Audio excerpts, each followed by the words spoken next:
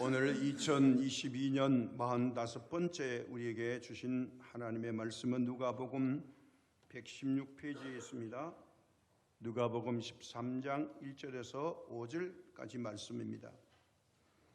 그때 마침 두어 사람이 와서 빌라도가 어떤 갈릴리 사람들의 피를 그들의 제물에 섞은 일로 예수께 아뢰니 대답하여 이르시되 너희는 이 갈릴리 사람들이 이같이 해 받음으로 다른 모든 갈릴리 사람보다 죄가 더 있는 줄 아느냐? 너희에게 이르노니 아니라 너희도 만일 회개하지 아니하면 다 이와 같이 망하리라.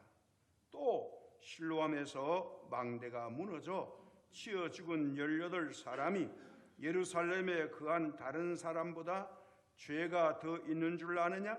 너희에게 이르노니 아니라 너희도 만일 회개하지 아니하면 다 이와 같이 망하리라. 아멘. 이스라엘에는 유월절이라는 명절이 있습니다.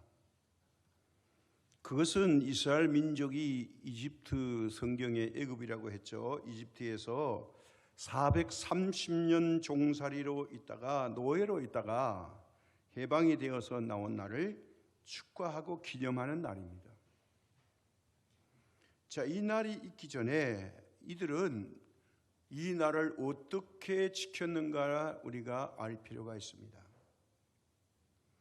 이 사람들은 이 유대인의 최고의 명절 때에 이 기쁨을 만끽하기 위해서는 이제 광야로 나가서 초막절 행사를 합니다. 이들은 좋은 집 다 놔두고요. 어디로 가느냐? 광야에 나가서 초막으로 집을 짓습니다. 비가 새는 집을 지어야 합니다. 거기서 일주일간 잠을 잡니다. 그들이 가장 먹기 싫어하는 쓴 나물과 누룩이 들어가지 않는 이스트가 없는 빵을 일주일간 먹습니다.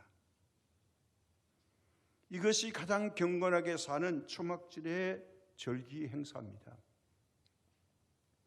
이렇게 믿음으로 살려는 그들에게 끔찍한 사건이 일어납니다. 어떤 사건이 일어나느냐? 그건 이스라엘의 역사가 요세푸스의 기록에 의하면 이렇게 기록되어 있습니다.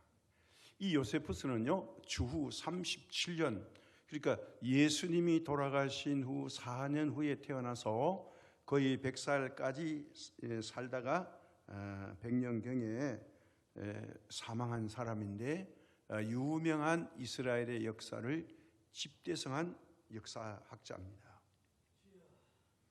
이 요세푸스의 기록에 의하면 6월절 절기 동안에 이 초막절을 지키고 있는데 유대인들이 2,000명에서 약 3,000명 가량이 총독 빌라도의 군사들에 의해서 그만 이 행사 기간 동안에 살해를 당했습니다. 급습을 했죠.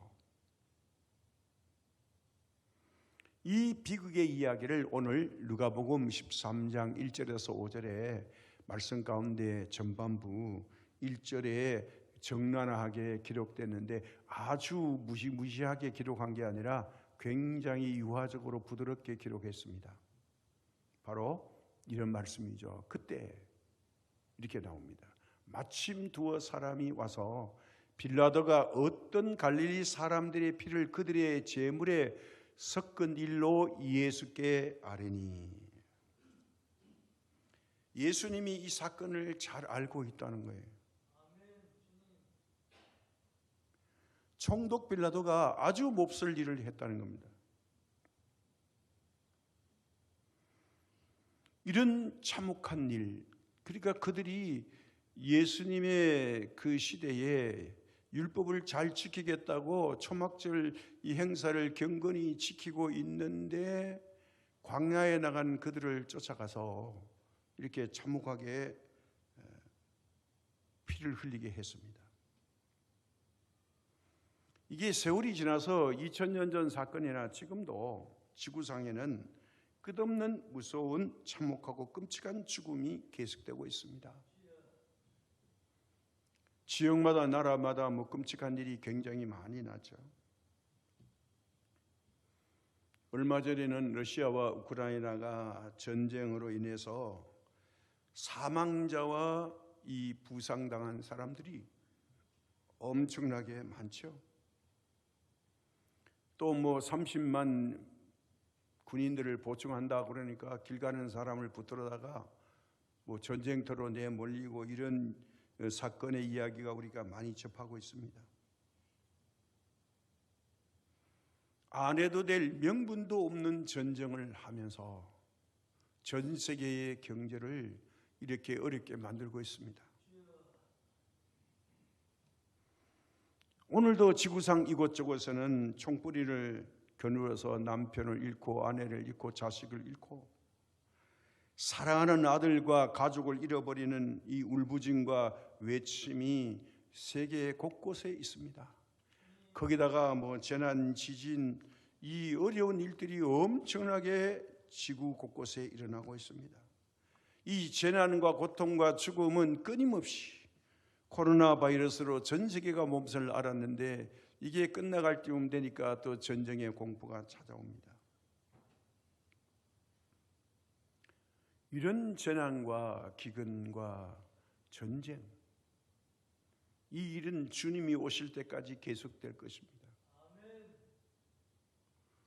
우리 예수님의 말씀에 의하면 우리는 이 인류는 결국 전쟁으로 망하고 전쟁을 인해서 심판을 당하게 될 것이라고 말하고 있습니다. 예언자들은 말합니다. 제3차 전쟁이 어디에서 일어날 거냐? 그건 중동 전쟁이 발발하면 이제 제3차 전쟁이 될 거다. 그렇게 말합니다. 그러나 성경에서 우리에게 암시하는 말씀은 요한계시록에 우리 인류는 유프라데스 전쟁과 아마겟돈 전쟁으로 인하여서 파멸을 맞게 될 것이라고 요한계시록에서 예언하고 있습니다. 자, 그런데 왜 우리 인류는 스스로 싸우며 멸망을 자초하고 있을까요? 전쟁 나면 죽는다는 걸 모르는 게 아닙니다. 압니다.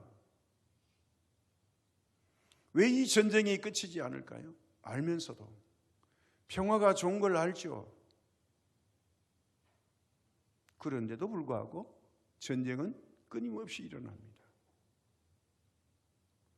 그래서 성경은 그 인간의 싸움과 인간의 고난에 대한 원인과 까닭을 말씀해 주고 있습니다. 그게 뭐냐? 죄 때문이라는 겁니다. 하나님께서 태초에 에덴 동산의 생명나무와 선악과를 알게 하는 나무를 두시고 아담과 하와를 그 선악을 알게 하는 나무에는 열매를 먹지 말고 나머지 열매는 다 먹고 즐기라, 그렇게 부탁하셨어요. 에덴의 동산, 에덴의 동쪽이라는 그런 말 그대로 지상 최대의 낙원에서 행복하게 살았습니다. 언제 선악과를 따먹었는지는 날짜를 기록하지 않았지만 처음에는 행복하게 살았을 겁니다. 그러나 하나님의 말씀, 창조주의 말씀에 불순종하고 거역함으로 말미암아 그들이 살던 그 가장 좋은 낙원 에덴 동산의 환경은 가시와 엉커기로 변해버렸습니다. 그 환경에서 태어난 가인과 아벨, 형과 아우, 이 형제가 어느 날 하나님 앞에 제사를 지내다가 형이 격분해서 동생 아벨을 죽이는 비극이 일어났습니다.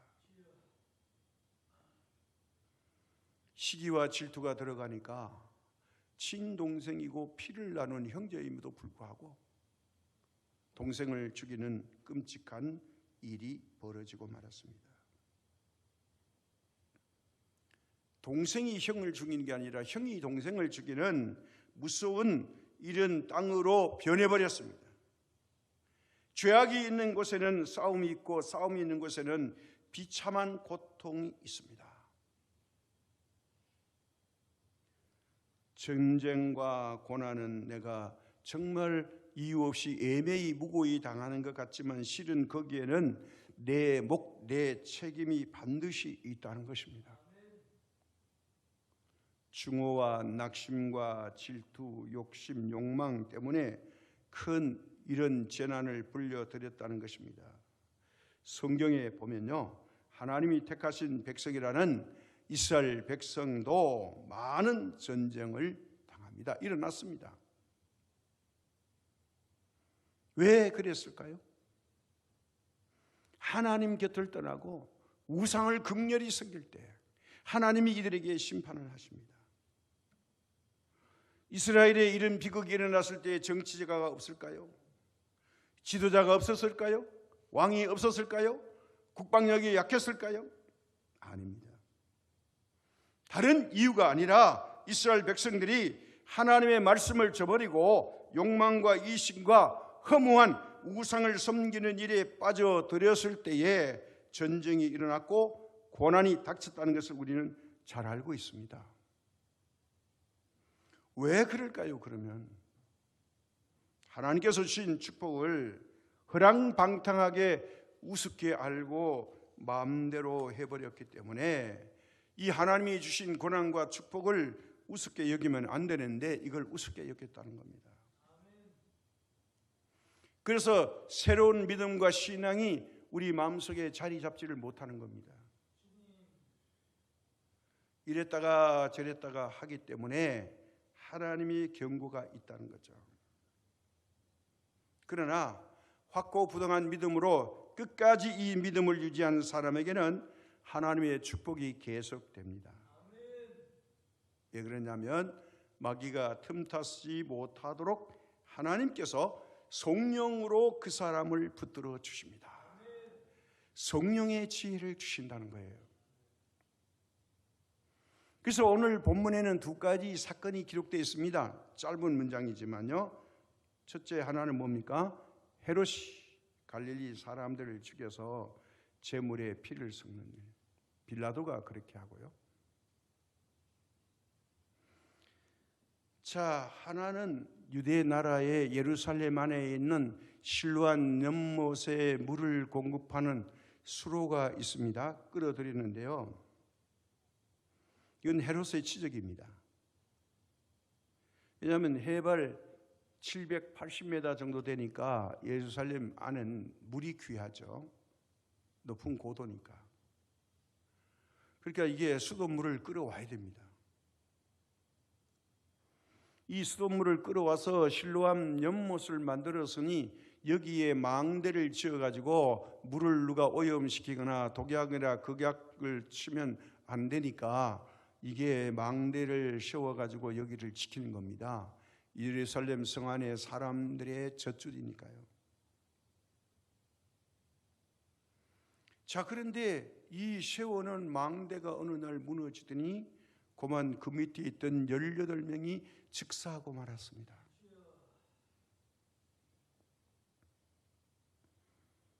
그런데 오늘 1절에서 5절에 보니까 이 두 사건에 대한 예수님의 말씀이 있습니다. 뭐냐? 이 두 사건의 배경이 동일하다 이겁니다. 만약에 이 사건이 오늘 현실에서 우리나라에서 일어났다면 신문에서, 인터넷에서, TV에서 대서특필하고 지금 이태원 사건과 같이 아마 계속해서 이 이야기가 보도될 겁니다. 18명이 망대가 무너져서 죽었다. 자, 이렇게 되면 어떻게 합니까? 여러 가지 분석의 이유를 가지고 사람들이 달겨들겠죠.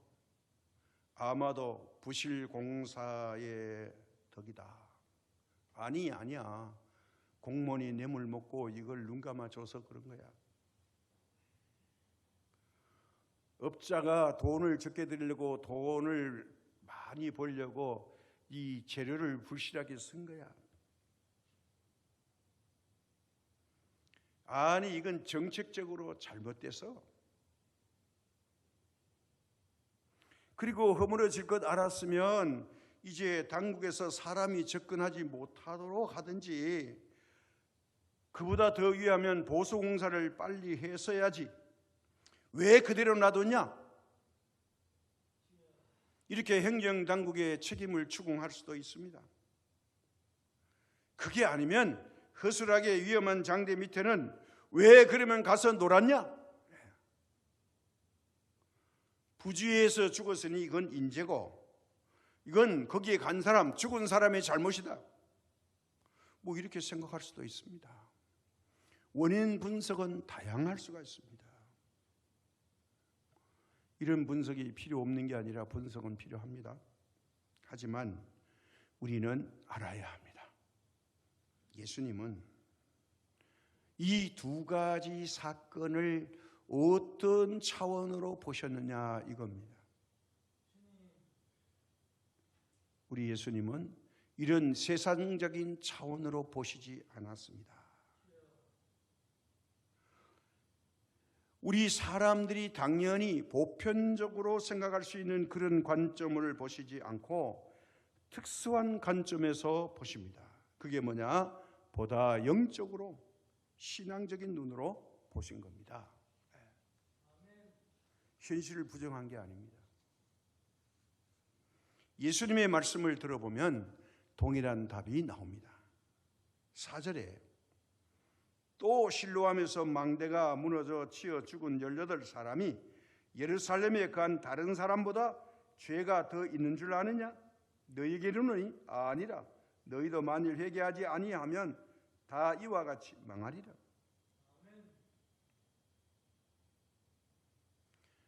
이제 광야에 나가서 경건에게 살려가다가 살해당한 2-3천 명, 이 사람들 보다도 똑같다는 거예요.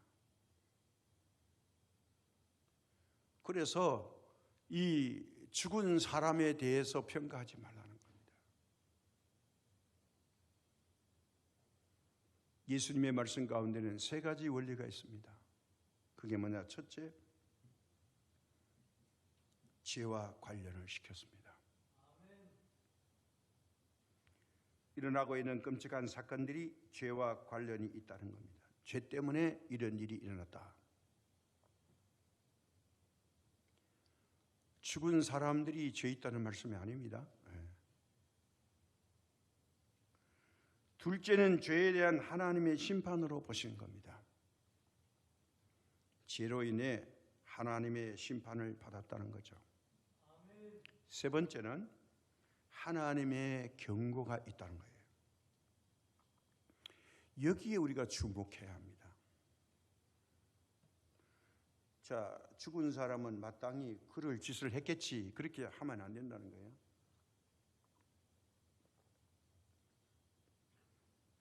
죽은 사람이 너희들보다 죄가 많아서 죽은 것이 아니다. 그것은 하나의 경고이다. 너희도 회개하지 아니하면 다 이와 같이 망하리라. 2절에도 그랬고 5절에도 그럽니다. 여기에서 뭘 우리가 깨달아야 할까요? 이 경고는 깊이 생각하면 죄와 심판 가운데에 주어지는 하나님의 은혜가 있다는 겁니다. 그렇지 않습니까?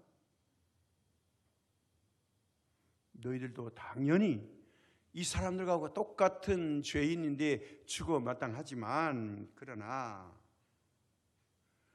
이렇게 죽을 수도 있으니 경고로 알고 이 현실을 받아들이라. 이 사건을 보고 깨닫게 되기를 원한다는 말씀이에요. 바른 믿음 갖고 있어야 되겠다. 이 경고 가운데 하나님의 구원이 있고 하나님의 은혜가 있고 하나님의 약속이 있습니다. 믿음으로 산 사람은 이제 죽음이 와도 이 죽음 이후에 하나님의 나라에 들어갈 수 있다. 그런데 같이 한 장소에서 죽음을 맞이했는데 믿음이 없는 사람은 하나님의 나라에 들어가지 못한다는 거예요. 이게 더 큰 문제라는 겁니다. 예수님께서 실로암 망대 사건이 공사가 불순한 공사였고 설계가 잘못되었기 때문에 일어났다고 말하는 것과 다를 바가 없습니다. 주님은 그렇게 말씀하시지 않았습니다. 우리는 주님이 보았던 그 시선으로, 그 영안으로 볼 수 있어야 합니다. 바로 이렇게 어려움을 당한 저들이 죄가 더 많아서 벌받은 것이 아니라는 겁니다.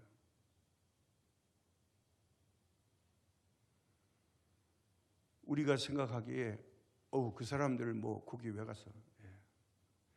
죽을 줄 알면 아무도 안 갔습니다.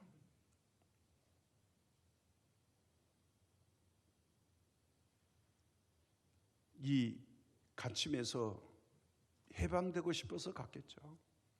그런데 끔찍한 일이 일어났습니다. 이 사건에 대해서 얼마 전에 조선일보 만물상이라는 이 오피니셜에 글이 하나 올라와서 제가 소개해 드리겠습니다.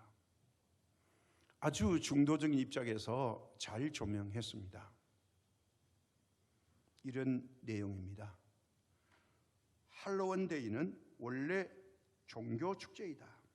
모든 성인의 날이란 기독교 축일이 아일랜드 전통 축제와 섞이면서 1000년 전부터 유럽에서 뿌리를 내리기 시작했다.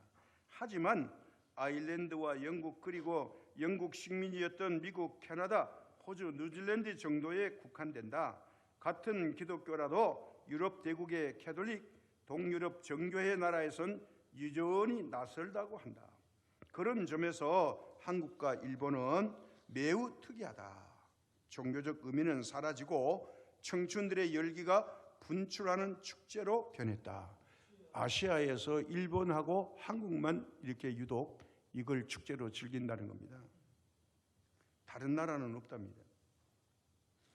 헬로윈 파티가 우리 유치원 초등학생에게 생일잔치만큼 중요하게 된 지가 10년 가까이 된다.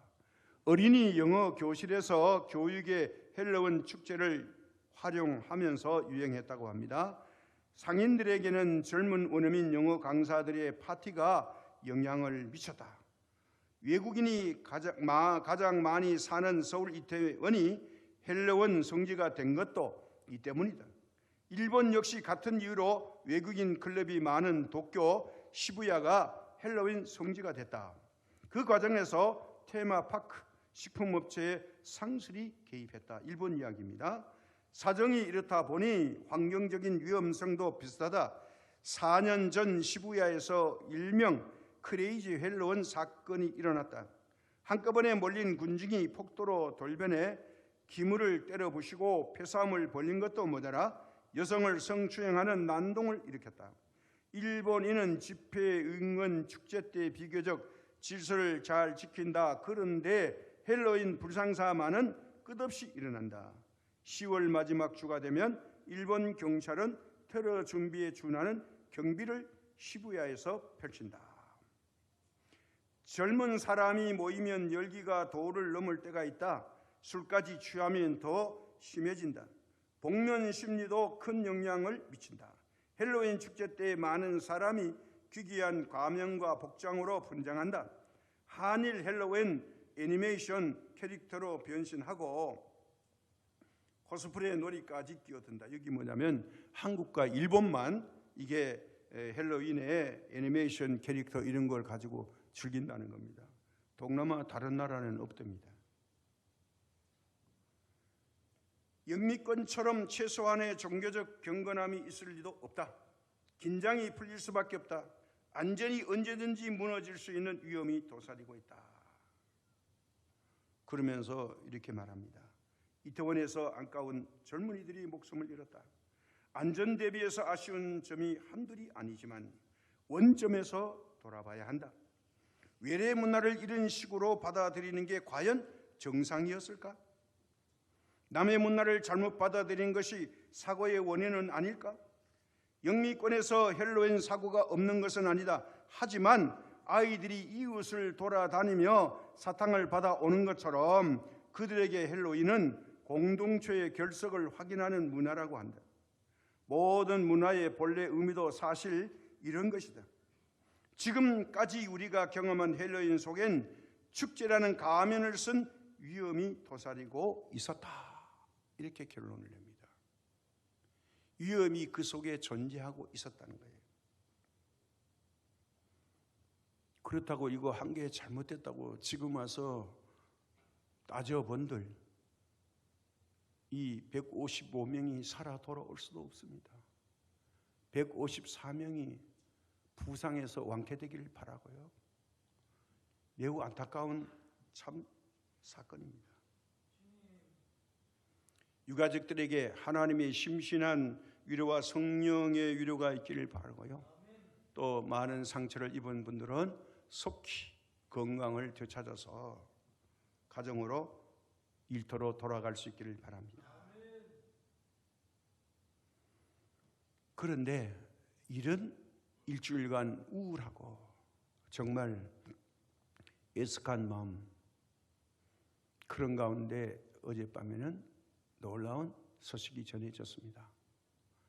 경북 봉화 탄광에서 광부 두 사람이 매몰됐는데 우리가 생각하기에는 이분들이 이미 돌아가셨을 거다 그랬는데 이 두 분이 기적적으로 살아났습니다. 구출됐습니다. 그런데 이 사연이 참 기묘합니다. 커피 믹스 30봉으로 자그마치 221시간 제가 나눠보니까요 열흘이 조금 못 되는 시간이에요. 이걸 버텼다는 거죠. 그리고 떨어지는 낙수물을 받아먹고 목을 축이면서 절망의 깊은 날을 보내면서 기대하고 기대했더니 결국 구출이 됐습니다. 우리 대한민국에 일어난 가장 최근에 지난 주간에 일어난 일들을 보면서 우리는 무엇을 생각해야 될까요? 그러면 구출된 그분들은 하나님이 계시고 이태원에서 돌아가신 분들에게는 하나님이 안 계셨을까요? 이게 어떻게 분석하고 어떻게 생각해야 될까요?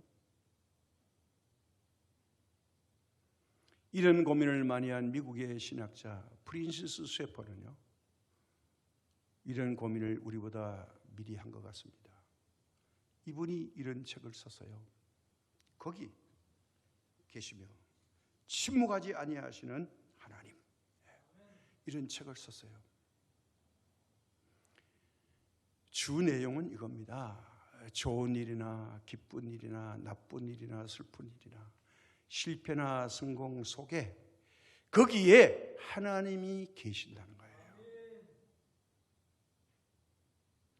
이걸 믿지 못하면 우리가 어려움을 당하고 몸이 아프거나 하면 하나님 왜 이러십니까? 안 계신가 봐.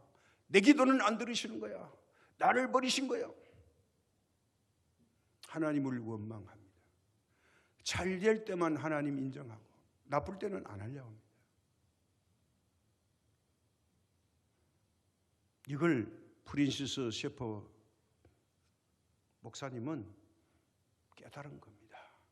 그래서 거기 하나님이 계시며 침묵하지 아니하신다. 언제나 거기에 계신다는 거예요. 하나님은 항상 현장 속에 계시고 말씀하고 계신다는 뜻입니다. 우리가 하나님은 때로는 침묵하고 주무시고 안 계시고 외면하신다고 생각할 때가 있습니다. 그러나 실상은 하나님은 그 언제도 침묵하지 아니하십니다. 항상 사건 사고 속에 계시면서 거기에서 우리에게 말씀하고 있다는 거예요. 이게 바로 예수님의 오늘 해석이에요. 거기에 예수님이 계셨다는 거예요. 우리 주변에서 일어나는 엄청난 사건들 속에 하나님의 음성과 하나님의 말씀을 들을 수 있어야 이 사람이 정말 영적으로 깨어있는 사람이라는 거죠. 하나님은 오늘도 사건 속에 계셔서 우리와 대화하기를 원하고 계십니다. 그러니까 여기에서 하나님을 찾아내야 된다는 거예요. 믿음의 사람은요, 이런 사건, 사고가 일어날 때 빨리 회복하고 극복합니다. 왜요? 믿음으로 보기 때문에. 그러나 믿지 않는 사람이나 믿음이 없는 사람은 상처를 받고 실망하고 좌절하고 더구나 원망하고 포기까지 합니다. 포기가 어디까지 갑니까? 자살로 갑니다. 생태 같은 아들 있고 무슨 재미로 살아? 나도 떠나갈 거야. 자기 생을 포기하게 됩니다. 왜냐하면 절망이 자리잡았기 때문입니다.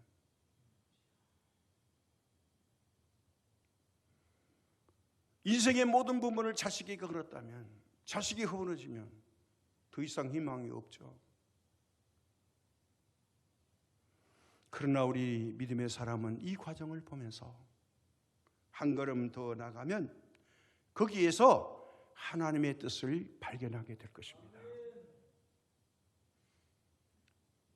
무슨 일이든지 거기에서 하나님의 뜻을 발견할 때 우리는 행복할 수 있습니다. 깨달음이 있습니다.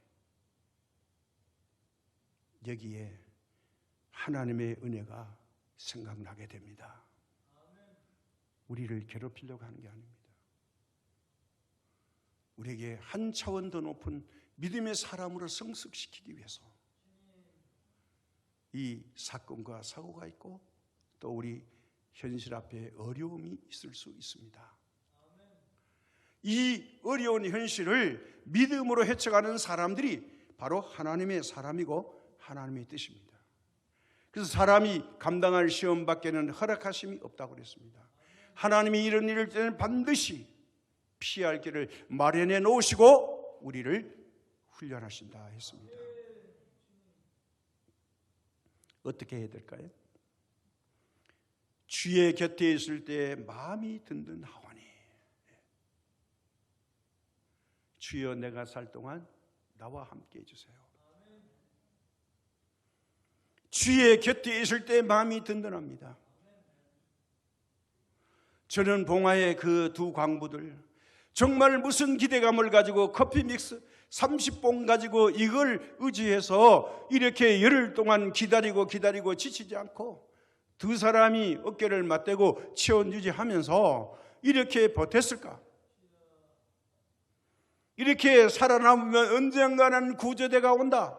이 믿음. 하나님께서 이들을 건져내신 겁니다.